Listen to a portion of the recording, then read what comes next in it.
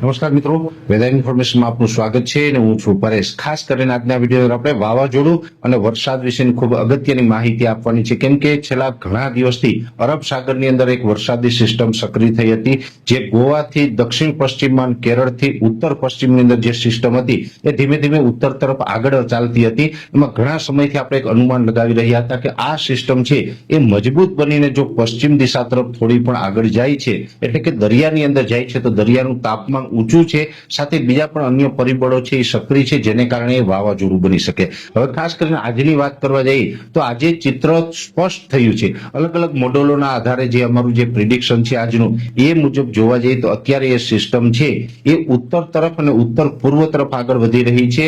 આજે સાંજે 4 વાગ્યા સુધીનું જે લેટેસ્ટ જેનું લોકેશન ટ્રેસ થયું છે એ મુજબ એ સિસ્ટમ છે એ મુંબઈથી થોડીક દક્ષિણ તરફ છે, એટલે હવે લગભગ આવનારા 12 થી 24 કલાકની અંદર મુંબઈ સુધી પહોંચે તેવી શક્યતાઓ છે ને એ સિસ્ટમ છે એ અત્યારે ધીમે ધીમે મજબૂત થઈ રહી છે। જોકે એ સિસ્ટમ સૌપ્રથમ જે સાયક્લોનિક સર્ક્યુલેશન હતી, ત્યારબાદ 21 તારીખે મજબૂત થઈને લો પ્રેશર બની અને આજે એ સિસ્ટમ છે એ વેલમાર્ક લો પ્રેશર બની ચૂકી છે।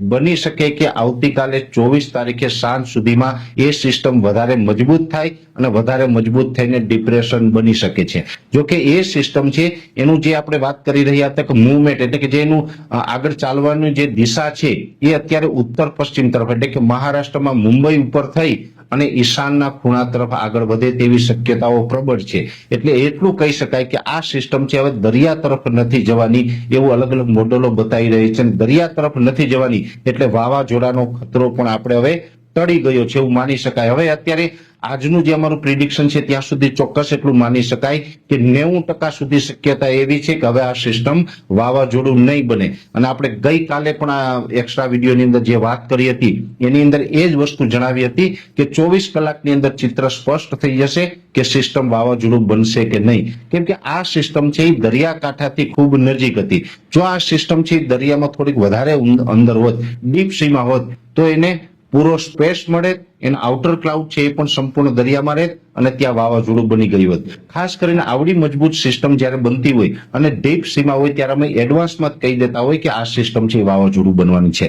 છતાં પણ આ વખતે અમે વાવાઝોડું બનવાનું સ્પષ્ટ એટલા માટે નહોતું જણાવ્યું કેમ કે આ સિસ્ટમ છે દરિયાકાંઠાથી ખૂબ નજીક હતી। ખાસ કરીને દરિયાકાંઠાથી નજીક હોય એટલે આપણે એમાં મતાંતર કહી શકાય અથવા તો અસમંજસતા આપણે કહી શકતા હોય છે। મોડેલોમાં મતાંતર હતા, સાથે આ સિસ્ટમ છે વાવાઝોડું બનશે કે એમાં અસમંજસતા હતી। આવું આપણે ઘણા દિવસથી કહી રહ્યા હતા। આપણે આની ચોખવટ એટલા માટે નહોતા કરી રહ્યા કેમ કે જો આ સિસ્ટમ છે એ દરિયામાં અંદર જાય તો વાવાઝોડું બને અને ઉપરથી જાય તો ડિપ્રેશન બનીને પસાર થાય। એટલે હવે આ ડિપ્રેશન બની અને મુંબઈ ઉપર થઈને આગળ નીકળવાની છે, પણ એને હિસાબે પણ ગુજરાતને ચોક્કસથી વરસાદની અસરો થવાની છે, જેમાં સૌથી વધારે અસર છે એ દક્ષિણ ગુજરાતના તમામ જિલ્લાઓમાં જોવા મળે, એટલે કે સુરત, વલસાડ, વાપી, બારડોલી, બીલીમોરા, ડાંગ જેવા તમામ વિસ્તારો છે એ તમામ વિસ્તારોને વરસાદની અસર વધારે જોવા મળશે।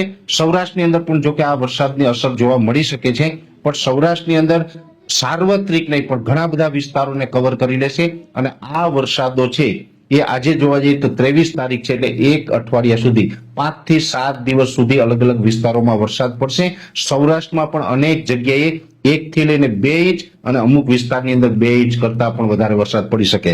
એટલે સૌરાષ્ટ્રમાં પણ આ અઠવાડિયાની અંદર મે મહિનાના છેલ્લા અઠવાડિયાની અંદર અનેક વિસ્તારોની અંદર કદાચ વાવણી લાયક વરસાદો પણ જોવા મળશે। એટલે સૌરાષ્ટ્ર અને દક્ષિણ ગુજરાતમાં વરસાદો થશે, એ સાથે મધ્ય ગુજરાતના જે ભાગો છે જેની અંદર આણંદ, નડિયાદ, ખેડા, વડોદરા અને અમદાવાદ સુધીના વિસ્તારો છે એમાં પણ હળવા સામાન્ય મધ્યમ વરસાદો પડે તેવું એક અનુમાન છે। એ સિવાયના બીજા વિસ્તારો છે એટલે કે પશ્ચિમ સૌરાષ્ટ્રના ભાગો હોય, દ્વારકા, પોરબંદર, જામનગર જેવા વિસ્તારો હોય, એમાં ખાલી સામાન્ય છૂટાછવાયા ઝાપટાઓ નોંધાય। કચ્છમાં પણ એ રીતે ઝાપટાઓ નોંધાઈ શકે છે અને ઉત્તર ગુજરાતના જે તમામ વિસ્તારો છે, મહેસાણા હોય, પાટણ હોય, સાબરકાંઠા, બનાસકાંઠા હોય, વાવ-થરાદના વિસ્તારો છે, અરવલ્લીના વિસ્તારો છે, એ તમામ વિસ્તારોની અંદર પણ હળવાથી મધ્યમ ઝાપટા નોંધાઈ શકે છે। એટલે ઓલ ઓવર જોવા જઈએ તો હવે વાવાઝોડાનો ખતરો ટળ્યો છે, પણ હજુ પણ વરસાદો પડવાના છે અને એ વરસાદોની અંદર ગાજવીજનું પ્રમાણ પણ જોવા મળી શકે છે। અને સાથે વરસાદ વખતે થંડરસ્ટોર્મ એક્ટિવિટી થાય એટલે ગાજવીજની સાથે પવનની ઝડપ પણ જોવા મળી શકે છે। એટલે વાવાઝોડું નહીં આવે પણ પવન સાથે હવે વરસાદની શક્યતાઓ રહેલી છે અને વાવાઝોડાની 90% શક્યતાઓ હવે ઘટી ગઈ છે, એટલે 90% સુધી એવું કહી શકાય કે હવે આ સિસ્ટમ છે એ વાવાઝોડું નહીં બને. વાવાઝોડું નથી બનવાનું એ એક મોટા અને સારા સમાચાર આપણા માટે ગણી શકાય, પણ ચોક્કસથી હજી વરસાદો છે એ નોંધાશે. આ વિશેની વિશેષ માહિતી છે આપણે નેક્સ્ટ વિડીયોની અંદર આપવામાં આવશે. અત્યારે આ વિડીયોની અંદર એટલું જ. અંતમાં દરેક મિત્રોને વિનંતી રહેશે કે આ વિડીયોને લાઈક આપીને દરેક ગ્રુપમાં શેર કરી દેવો અને આપણે આ ચેનલને સબસ્ક્રાઇબ કરવી. હાલ જ આપશો.